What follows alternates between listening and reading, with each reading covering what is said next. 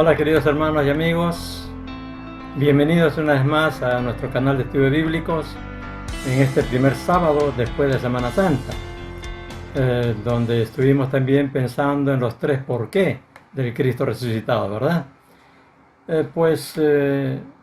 Queremos iniciar algunos estudios sobre el Espíritu Santo. Samuel Chadwick, uno de los grandes predicadores y escritores ingleses de la línea de John Wesley, escribió en una oportunidad lo siguiente: el credo de los apóstoles contiene 10 artículos sobre la persona y obra del Señor Jesucristo y solo uno sobre el Espíritu Santo. La proporción de 10-1 muestra el interés en la doctrina del Espíritu en la historia del pensamiento cristiano. Ninguna doctrina de la fe cristiana ha sido tan dejada de lado.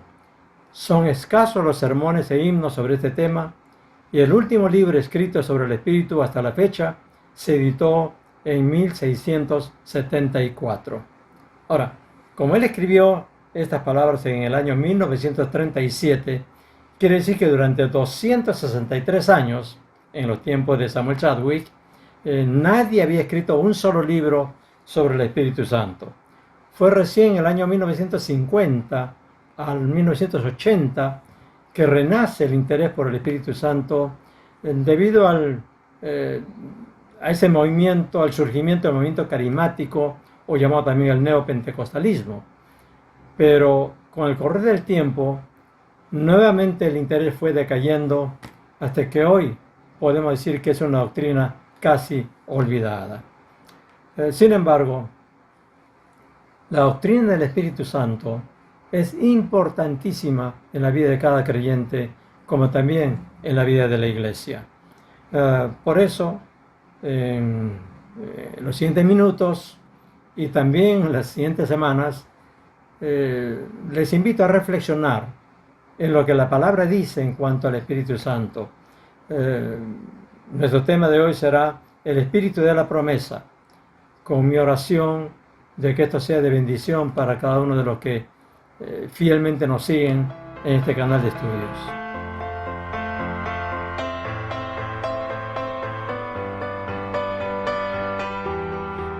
Así que sin más, vamos a nuestro primer punto de este estudio. Y veamos la promesa del Espíritu en el Antiguo Testamento. Ahora, ¿dónde encontramos la promesa del Espíritu Santo en el Antiguo Testamento?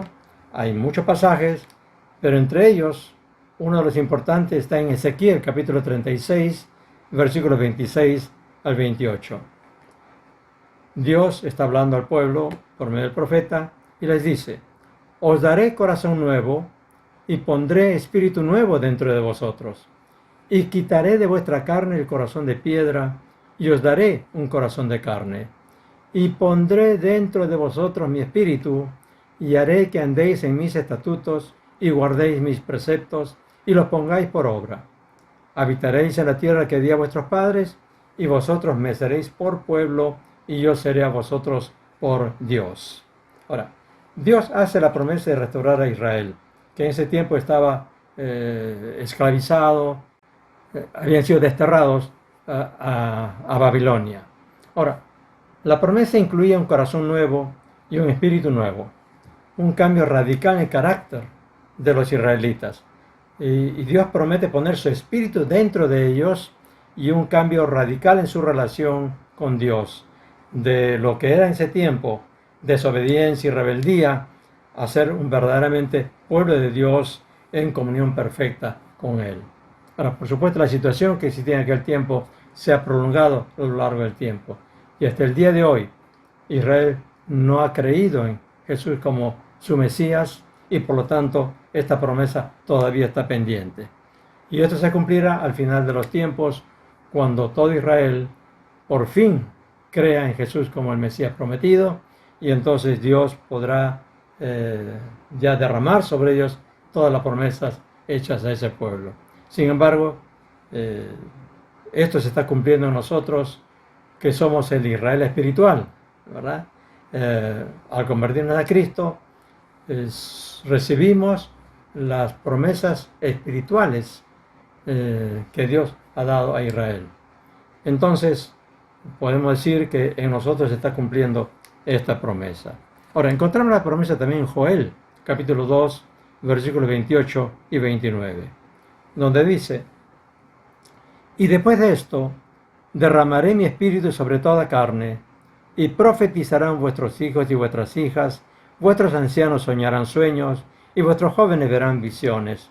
Y también sobre los siervos y sobre las siervas derramaré mi espíritu en aquellos días. Es otra profecía que tiene que ver con el derramamiento del espíritu, pero esto vamos a dejarlo para la próxima semana. Pero vayamos a Ezequiel capítulo 47, donde encontramos un precioso simbolismo de lo que es la llenura del Espíritu o el bautismo con el Espíritu Santo prometido a todos los creyentes. El capítulo 47, versículos 1 al 5, dicen lo siguiente: me hizo volver luego a la entrada de la casa, y aquí aguas que salían de debajo del umbral de la casa hacia el oriente. Y salió el varón, el versículo 3, y salió el varón hacia el oriente llevando un cordel en su mano, y midió 1000 codos. Me hizo pasar por las aguas hasta los tobillos. Midió otros 1000, me hizo pasar por las aguas hasta las rodillas. Midió luego otros 1000, y me hizo pasar por las aguas hasta los lomos.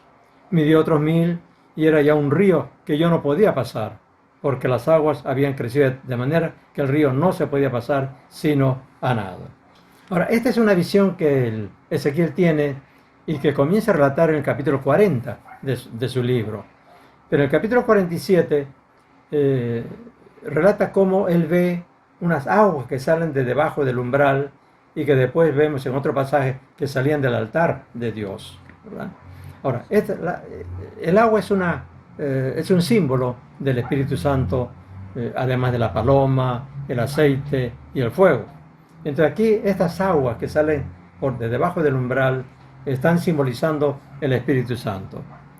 Ezequiel le llevaba a este río, y el varón que le está anunciando todas estas cosas le dice que penetre en las aguas 1000 codos, que son más o menos 500 metros. O sea, Ezequiel penetra 500 metros dentro de este río y el agua le llegaba a los tobillos. Un río muy especial, ¿verdad? Y luego le hace avanzar otros 500 metros y el agua le llegaba a las rodillas. Avanza otros 500 metros y el agua le llegaba a la cintura. Y por fin, finalmente, el varón le dice que avance otros 500 metros. Y Ezequiel, al avanzar, ya el agua prácticamente lo cubría y dice, era imposible caminar más y había que echarse a nadar. Ahora, ¿dónde está el simbolismo, la semejanza con la experiencia cristiana con el Espíritu Santo? Bueno, lamentablemente aquí en Lima no tenemos ríos caudalosos, ¿verdad? Como el río de la visión de Ezequiel. Así que imaginémonos, estamos en la playa, ¿no? Sea aquí en Chorrillos, o en Ancón, o en el sur, en León Dormido, Bujama, alguna playa de nuestro litoral. Cuando uno va a la playa y entra en el mar, si el agua le llega a los tobillos, uno tiene pleno control de su cuerpo, de sus movimientos. El agua no le hace a uno nada, ¿verdad? Es como la primera etapa en la vida cristiana, cuando el Espíritu Santo casi no lo notamos, no sentimos su presencia, no escuchamos su voz, como que no existiera. Es una primera etapa en la vida cristiana. Pero si vamos avanzando nosotros en el mar y el agua nos llega a las rodillas, ya sentimos, ¿verdad?, la presión del agua, la corriente cuando viene o cuando se retira, la marea. En la experiencia cristiana es como que ya siente la presencia del Espíritu Santo, ya escucha su voz, pero todavía uno está controlando su vida, ¿no? Si uno no tiene que hacer mucha fuerza para no dejarse llevar por el agua, ¿no?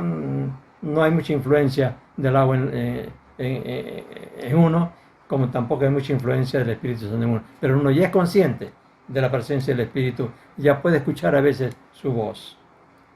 Pero si uno sigue avanzando hacia el mar y el agua le llega a la cintura, ya uno siente la presión, ¿verdad?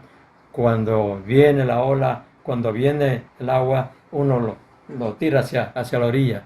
y cuando se retira, a uno el agua lo jala, ¿verdad?, hacia adentro. Y uno tiene que hacer resistencia para no ser llevado por el agua. Ahora, en la vida cristiana es cuando ya el Espíritu Santo tiene influencia sobre nosotros. Y si no nos resistimos, entonces el agua no va, el Espíritu nos va a llevar donde Él quiere. Pero todavía hay como un equilibrio entre la fuerza del Espíritu Santo y las propias decisiones, la voluntad humana. Pero ya hemos avanzado bastante. Pero si seguimos avanzando en el mar y el agua no llega al cuello, por decirlo así, ya no podemos controlar nuestro cuerpo. Ya el agua nos lleva y entonces hay que echarse a nadar. De lo contrario, podemos ser hundidos por el agua, ¿verdad? Entonces, este equivale a la experiencia en la vida cristiana cuando ya uno decide echarse a nadar, dejarse llevar por el Espíritu Santo. Cuando uno nada, todavía uno está haciendo fuerza para uno moverse en la dirección que uno quiere. Pero si uno se echa de espaldas y se hace muertito, ¿no?, como se dice vulgarmente, se hace muertito, uno es llevado por el agua. Pues ese es el simbolismo perfecto de una vida llena del Espíritu Santo. Cuando el Espíritu realmente nos dejamos llevar por el Espíritu Santo a donde Él quiere. Cuando ya no ofrecemos resistencia a la voz del Espíritu, a la influencia del Espíritu Santo, a la obra del Espíritu Santo en nuestra vida. Es cuando entramos en el ámbito de lo sobrenatural, de la fe y de la vida cristiana.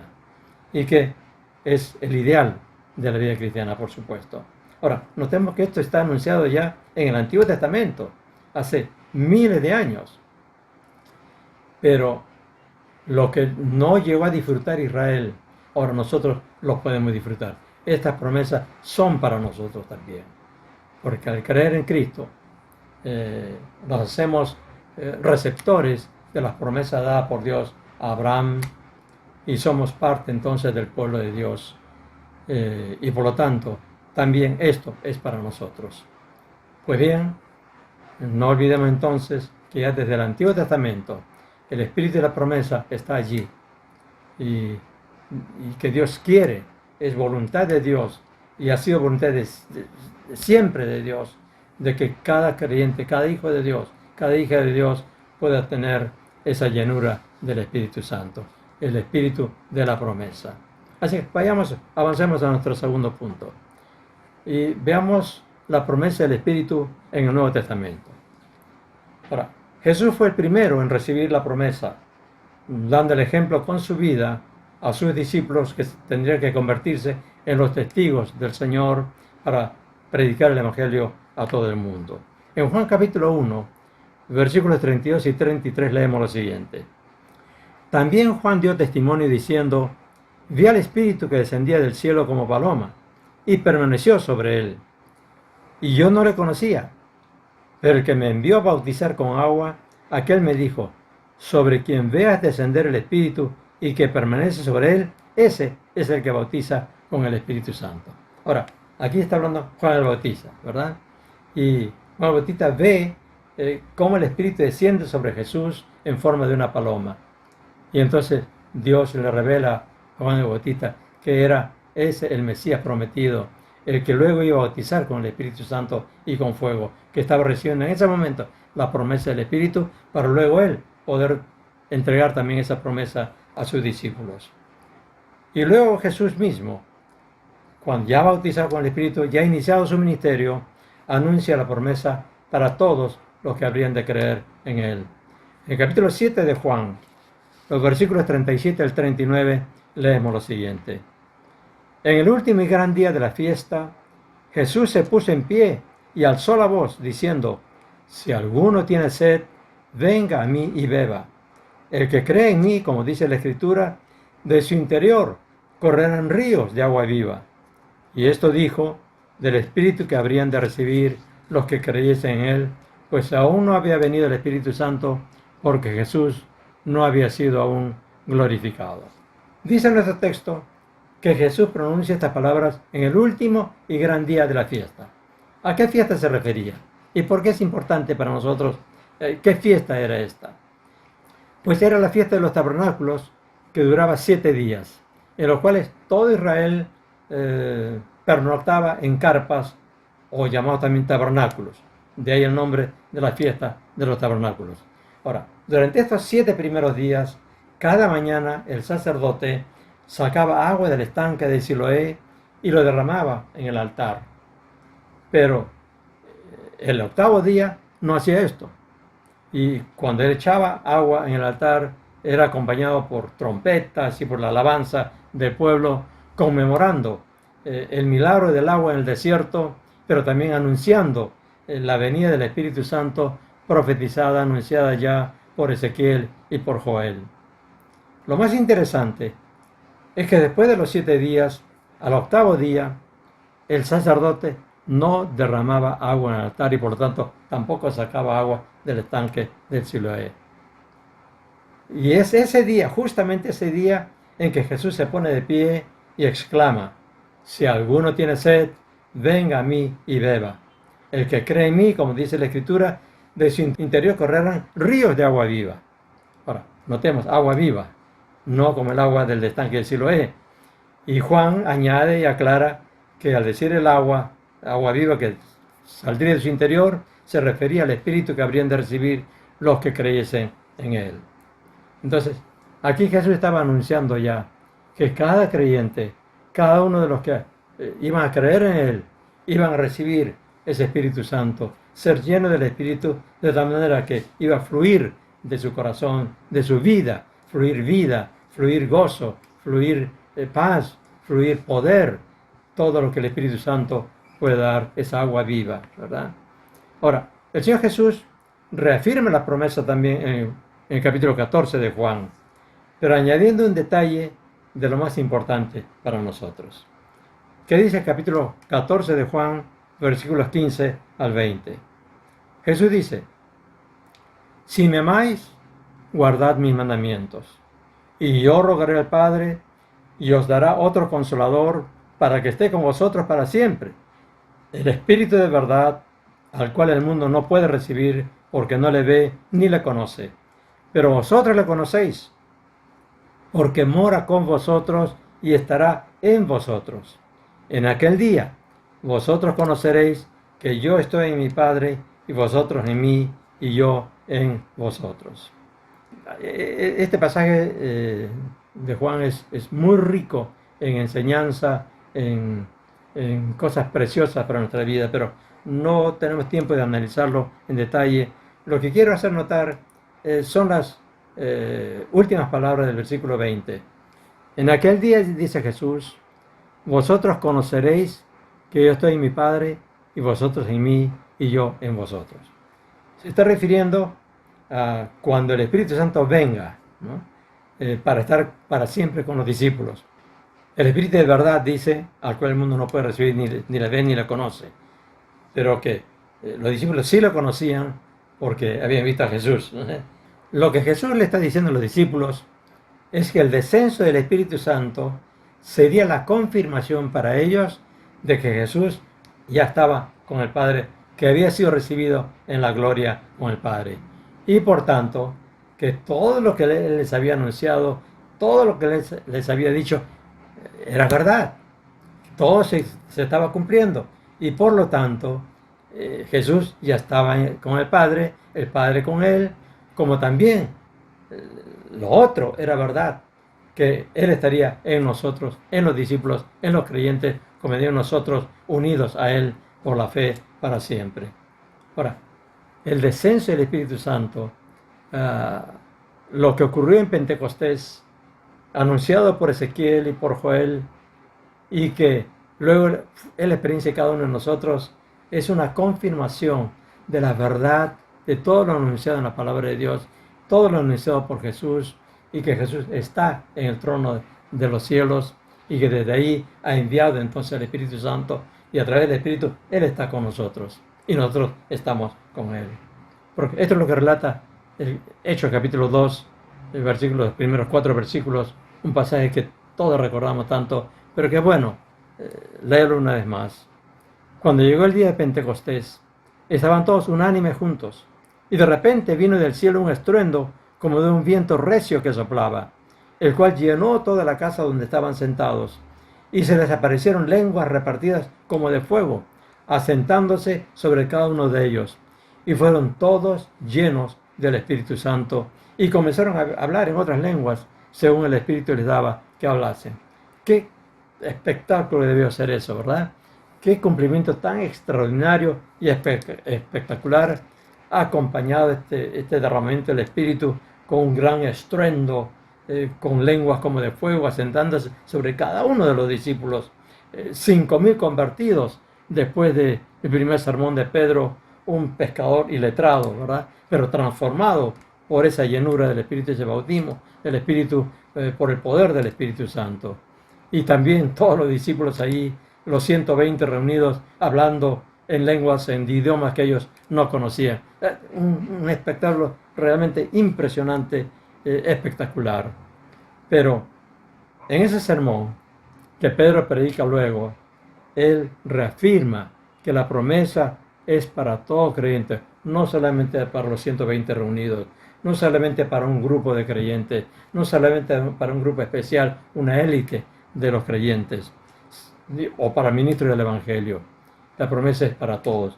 Es lo que dice el capítulo 2 de Hechos, versículo 39, parte del sermón del apóstol Pedro.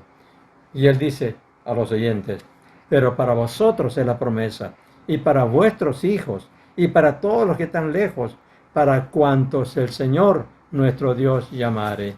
Para cuantos el Señor nuestro Dios llamare.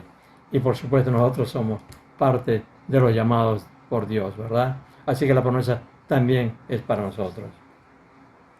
Pues eso es exactamente lo que ocurre con todo creyente nacido de nuevo, a quien la llenura del Espíritu Santo le da certeza absoluta de la verdad de su experiencia con Dios. Es decir, uno puede haber creído la palabra, creído un sermón, creído un mensaje y haber recibido a Cristo porque lo ha entendido y uno se rinde a Él. Pero todavía puede quedar dudas. Pero cuando uno recibe la llenura del Espíritu Santo, ya no hay duda por completo, ¿no? Por eso, cuando uno recibe ese bautismo, la llenura del Espíritu, viene gozo, viene la paz, la osadía para predicar el Evangelio, para enfrentar las pruebas, dificultades, la oposición y predicar la locura del Evangelio a toda criatura hasta lo último de la tierra. Entonces, a la luz de todo lo que estamos viendo, ser lleno del Espíritu no es una opción, es una necesidad y a la vez algo a lo cual nos exhorta la palabra de Dios. El apóstol Pablo, en Efesios capítulo 5, versículo 18, dice: no os embriaguéis con vino, es decir, no se emborrachen con vino, en lo cual hay disolución. Antes bien, sed llenos del Espíritu Santo. Es interesante cómo el apóstol Pablo compara la llenura del Espíritu con una especie de borrachera, ¿no? La embriaguez, donde el alcohol lo controla a uno y uno hace locuras, ¿verdad? Cuando el Espíritu Santo nos controla, no hacemos locuras, hacemos las cosas que Dios nos dice que hagamos, cosas que van a ser para bendición, cosas que van a asombrar, sí, posiblemente, que algunos puedan criticar, pero que van a dar gloria a Dios, porque uno entra en ese terreno de lo sobrenatural que a mucha gente les asusta, porque no lo entienden y no lo pueden comprender. Ahora bien, esta, repito, no es una opción, es una necesidad. James Cymbala, pastor por 25 años del Tabernáculo de Brooklyn, una iglesia que hasta el día de hoy se mantiene una iglesia viva, llena del Espíritu Santo, escribió en una ocasión lo siguiente: el Espíritu Santo es el único agente de Dios en la tierra. Él es la única experiencia que podemos tener con Dios Todopoderoso. La única manera en que podemos aplicar nuestras vidas la obra de Cristo y la única manera en que podemos entender la palabra de Dios. Sin el Espíritu Santo, somos como los discípulos antes de Pentecostés, sinceros, pero que luchan contra la confusión y la derrota. Es verdad, cuando un creyente no tiene la plenitud, la llenura del Espíritu Santo, es un creyente vacilante, un creyente no sólido, un creyente que puede entrar en duda, en crisis en cualquier momento. Pero una vez lleno del Espíritu, ya la cosa es muy diferente. Cristo, la segunda persona de la Trinidad, es el fundamento de nuestra fe y de nuestra vida. Él es el fundamento de nuestra esperanza y de nuestra certeza, nuestra seguridad. Es verdad.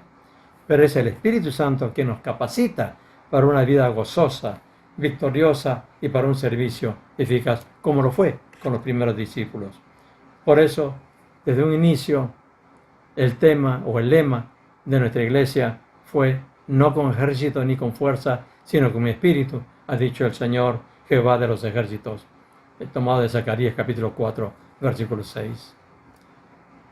Si uno piensa, la alabanza puede ser ayudada por una buena música, buenos instrumentos, un buen director, pero la alabanza alcanza su cima de gozo y júbilo solo por la llenura del Espíritu Santo. La adoración en espíritu y verdad solo alcanza plenitud cuando se está lleno del Espíritu Santo. Y la vida de santidad solo es posible con la ayuda del Espíritu Santo. Por eso tenemos que reiterar que la llenura del Espíritu no es una opción, es una necesidad para todo creyente. Concluyendo entonces nuestro estudio de hoy, a la luz de todo lo que hemos visto, Antiguo Testamento y Nuevo Testamento, sobre el Espíritu de la promesa, la invitación de Dios es a echarnos a nadar en esas aguas que salen de su altar, el Espíritu Santo, y no seguir en la orilla, ni aun con el agua a las rodillas, ni el agua a la cintura. Es lanzarnos a la aventura de la vida en el Espíritu, sumergirnos en su Espíritu Santo, para recibir toda la bendición que Él quiere darnos, y no conformarnos con la seguridad aparente que nos da la orilla, ¿verdad? La invitación de Dios es a ponernos bajo las lluvias del derramamiento de su Espíritu en nuestros días y empaparnos bajo esas lluvias y no protegernos con el paraguas de nuestra prudencia o nuestros temores o nuestro conformismo. La invitación de Dios es a beber del agua de vida que nos ofrece el Señor Jesús, el que bautiza con el Espíritu Santo y con fuego. No solo para saciar nuestra sed espiritual y que no haya más sequedad en nuestra vida, sino para que fluya de nosotros esos ríos de agua viva del Espíritu de Dios para regar las tierras secas a nuestro alrededor. Entonces, busquemos ser llenos del Espíritu Santo. Y si ya lo somos, busquemos más y más todavía, ser más llenos del Espíritu. Y si hemos tenido la experiencia de la llenura, pero la hemos ido perdiendo, pues busquemos recuperar esa llenura, porque no hay mejor forma de vivir la vida cristiana, no hay mejor forma de servir al Señor, no hay mejor forma de agradar al corazón de Dios. Llegamos aquí al final de nuestro estudio. El próximo sábado, Dios mediante, continuaremos escudriñando lo que la palabra nos dice sobre el Espíritu Santo, otros aspectos, otros temas, otro pasaje de la Biblia que tiene que ver con la llenura, otros aspectos de esa llenura, como también del sello del Espíritu Santo.